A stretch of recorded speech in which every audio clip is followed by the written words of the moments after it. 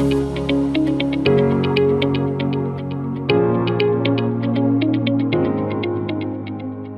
वालेकुम क्लास। चलें, आज आप लोगों का मैं चैप्टर 7 पूरा मुकम्मल तरीके से पढ़ा के ख़त्म कर रहा हूँ। वैसे तो मैंने आपको सारा पढ़ा ही दिया है, लेकिन अब जो चीज़ें आपकी रह गई थी वो उसमें एमसीक्यूज़ का पोर्शन रहता था। एमसीक्यूज़ के हवाले से आप लोगों को मैं पिछले 6 चैप्टर्स पढ़ा चुका हूँ। मैं साथ साथ मोबाइल के अंदर आपके वो भी निकाल रहा हूँ किताब को। तो बहरहाल आप लोगों के मैं 6 चैप्टर्स पढ़ा चुका हूँ, और 6 चैप्टर्स के बाद अब आपका ज़ाहिर है ये 7वां चैप्टर ख़त्म हुआ है, और 6 चैप्टर्स के एमसीक्यूज हमने पहले पढ़ लिए, तो अब एक कंटिन्यूटी में 7वें के भी एमसीक्यूज कर रहे हैं। बहरहाल 7th चैप्टर के एमसीक्यूज अगर आपने चैप्टर नंबर 7 अच्छे तरीके से पढ़ा हुआ है तो फिर आपको कोई परेशानी नहीं होनी चाहिए, ना ही आपको कोई मसला होना चाहिए इनको सॉल्व करने में। आप लोगों ने हो सकता है सबको सॉल्व कर भी लिया हो। बहरहाल एक कंफर्मिटी के लिए, ताकि पता चल जाए कि हाँ आपने सही आंसर मार्क किए थे, तो मैं आपसे डिस्कस करवा रहा हूँ चैप्टर नंबर 7 के एमसीक्यूज दोबारा से। पहले एमसीक्यू में आपको कहा हुआ है, डेफिनेशन ही है एनालिटिकल केमिस्ट्री की, deals with instrument and method to. अब ब्लैंक एक कर दी है, एक ब्लैंक दे दी है जिसमें आपको ऑप्शंस दिए हैं, मिक्स, सेपरेट, डिफरेंशिएट, मैनिपुलेट। या तो आप अपनी किताब में डेफिनेशन जाके देख लें, वहां पे भी आपको पता चल जाएगा। अदरवाइज आपको वैसे देख के पता चल जाना चाहिए। मैं पूरा मुकम्मल कर रहा हूँ। Identify and quantify the matter. Identify and quantify matter, ये तो ज़ाहिर डेफिनेशन के अंदर भी लिखा हुआ है, और वैसे भी आपने अगर समझ लिया पूरे चैप्टर को, तो ना भी लिखा होता तो आपको समझ आ जाता। पहला ऑप्शन आपको यहाँ पर दिया हुआ है मिक्स। मिक्स तो आप एनालिटिकल केमिस्ट्री में थोड़ी करते हैं, वो तो आप किसी भी चीज में कर सकते हैं। आपने घर पे एक शरबत बनाना है जिसमें आपको मिक्सचर बना के उसको तैयार करना है, क्रिएट करना है, तो मिक्स तो आप कहीं पे भी कर सकते हैं। दूसरा है सेपरेट। हाँ, सेपरेट आप करते हैं एनालिटिकल केमिस्ट्री के अंदर, क्योंकि सेपरेट करना मुश्किल काम है। मैं आपसे कहूँ कि टैंग और पानी है उसका मिक्सचर बना लें, रूह अफ़ज़ा और पानी है उसका मिक्सचर बना लें, अब उसके बाद उसको सेपरेट करके बताएं, तो ज़ाहिर है सेपरेट करना मुश्किल काम है। तो एनालिटिकल केमिस्ट्री के अंदर आपने टेक्निक्स इस्तेमाल की हुई है। टेक्निक्स क्या है? एनालिटिकल केमिस्ट्री में आपने बहुत सारे इंस्ट्रूमेंट्स पढ़े, जैसे कि आपने क्रोमेटोग्राफी पढ़ी, आपने स्पेक्ट्रोस्कोपी पढ़ी।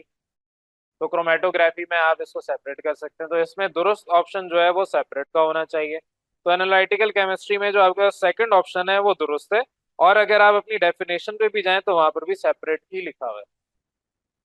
एमसीक्यूज कहीं और से इधर उधर से आते नहीं है, जो किताब है वहीं से आते हैं। तो किताब के अंदर आपकी जहां डेफिनेशन लिखी हुई है वहां पर ये वाज़ेह जुमला लिखा हुआ है सेपरेट का। आगे भी पढ़ना चाहें डिफरेंशिएट, मैनिपुलेट, तो ये गलत ही है। डिफरेंशिएट का मतलब क्या है? मैं अगर आपसे कह रहा हूँ कि मुझे दो फल अलग अलग नजर आ रहे हैं, तो डिफरेंशिएट तो आपने वैसे ही कर लिया, उसमें एनालिटिकल केमिस्ट्री है क्या अमल दखल था? सिमिलरली आपको मैनिपुलेट करना है, एक्स की जगह वाई पुट करना है, वाई की जगह एक्स पुट करना है, या एक्स की जगह कोई पर्टिकुलर वैल्यू है, वाई की जगह कोई पर्टिकुलर वैल्यू है, तो मैथ के अंदर आप मैनिपुलेट करते हैं चीजों को। एनालिटिकल केमिस्ट्री में भी करते हैं, ऐसी बात नहीं है, लेकिन जो बेहतर वर्ड, जो बेहतर यहाँ पर जुमला है वो सेपरेट का है, और डेफिनेशन भी है। सेकंड में बात कर रहा हूँ, सैंपल में बी सॉलिड, लिक्विड और गैस, और बाकी डैश लिखा हुआ है, ब्लैंक दिया हुआ है। इन क्वालिटेटिव एनालिसिस, क्वालिटेटिव एनालिसिस अब वापस अगर आप किताब में जाएंगे तो लिखा हुआ मिल जाएगा। बहरहाल मिक्सचर आपके पास इन सबका होगा, सॉलिड, लिक्विड, गैस, या इनका मिक्सचर। ठीक है, तो आपके पास क्वालिटेटिव एनालिसिस की डेफिनेशन देख लें, वहां पर आपको ये चीज लिखी हुई है। अदरवाइज बहरहाल मिक्सचर ही हो सकता है। कंपाउंड, कंपाउंड आपका सॉलिड भी हो सकता है, लिक्विड भी हो सकता है, गैस भी हो सकता है, कंपाउंड तो कंपाउंड है।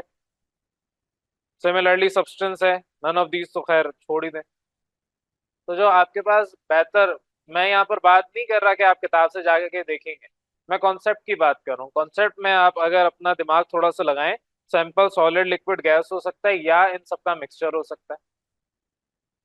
ठीक है, बहरहाल थर्ड पे आ रहे हैं।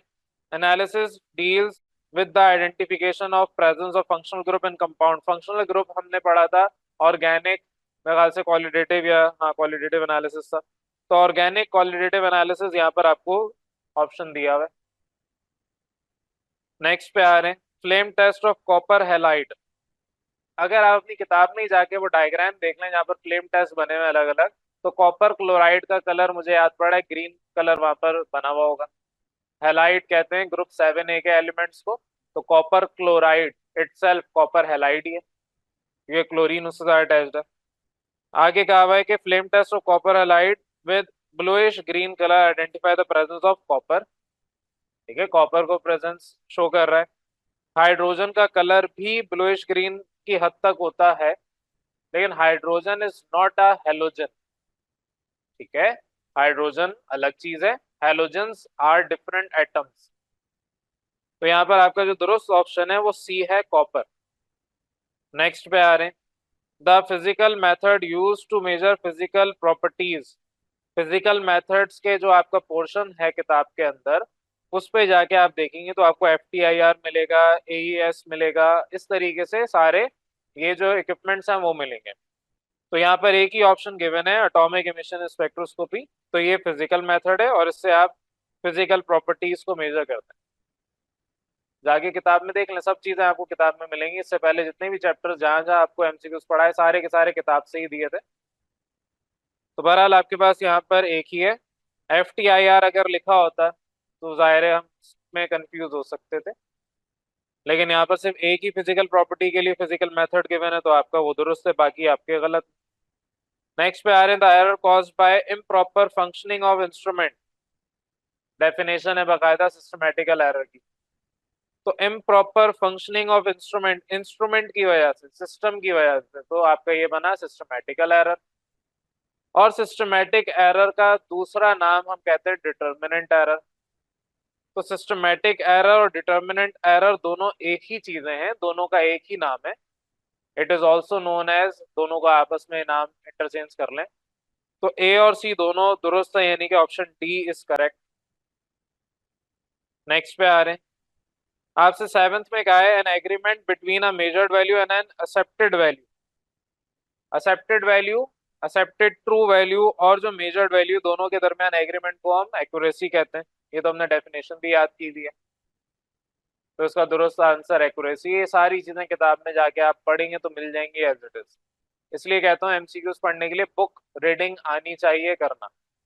अच्छे से बुक को रीड किया हो, एक एक लाइन टू लाइन आपको याद हो, पता हो, याद ना भी हो, कॉन्सेप्ट क्लियर हो, लेकिन पता हो कि कॉन्सेप्ट क्या है। अब अगर आप कहेंगे कि agreement between measured value and accepted true value, आपके ऑल ऑफ दीज है, तो ऑल ऑफ दीज में एरर तो ये डेफिनेशन नहीं रखता। ठीक है, प्रिसीजन आपके पास ये डेफिनेशन नहीं रखता। तो कॉन्सेप्ट क्लियर होना चाहिए, किताब बेशक ना पढ़ी हुई हो, कॉन्सेप्ट क्लियर हो तब भी आप दुरुस्त आंसर इसका करेक्ट कर सकते हैं। नेक्स्ट पे आ रहा हूँ, spectroscopy is the interaction of light with matter. Again definition है, लाइट और मैटर के दरमियान जो इंटरेक्शन है उसको आप स्पेक्ट्रोस्कोपी में डिस्कस करते हैं। नेक्स्ट पे आ रहे हैं, gas is mobile phase in. Gas chromatography, mobile phase में आपने दो ही चीजें पढ़ी हैं, गैस क्रोमेटोग्राफी और लिक्विड क्रोमेटोग्राफी। मोबाइल फेज का मतलब क्या था, सॉल्वेंट। तो अगर मेरे पास सॉल्वेंट गैस है तो उसका मतलब वो गैस क्रोमेटोग्राफी में यूज हो रहा है। नेक्स्ट पे आ रहे हैं, 10th और आखिरी MCQ है, it is use to assess concentration और amount of given atomic molecular और आयनिक केमिकल। तो ये सारे आप करते हैं स्पेक्ट्रोस्कोपी के अंदर। अगेन किताब में ये पॉइंट लिखा हुआ है, कहीं ना कहीं जाके आप पढ़ सकते हैं। और ना भी आपको याद हो तो आपको ये पता होना चाहिए, स्पेक्ट्रोस्कोपी आपको एटॉमिक लेवल तक जाके चीजें बता देता है। तो एटॉमिक हो, मॉलिक्यूलर हो या आयनिक, कोई भी केमिकल हो, उसके अमाउंट या कंसंट्रेशन पता लगानी है तो स्पेक्ट्रोस्कोपी का इस्तेमाल कर लें। अब जिसने ये चैप्टर अच्छे से पढ़ा है उसको ये सारे MCQ सॉल्व करना आते होंगे, और जिसने साथ साथ जो जो टॉपिक मैंने पढ़ाया उसको वक्त के साथ साथ नहीं कवर किया तो ऑटोमेटिकली आपके लिए मुश्किल काम। बहरहाल यहाँ पर आपके सिंपल से MCQs जो चैप्टर नंबर 7 के थे आज हमने खत्म किए। अब इसके बाद में चैप्टर नंबर 8 पे आ रहा हूँ। चैप्टर नंबर 7 यहाँ पर अगर किसी को कोई कंफ्यूजन तो डिस्कस कर लें।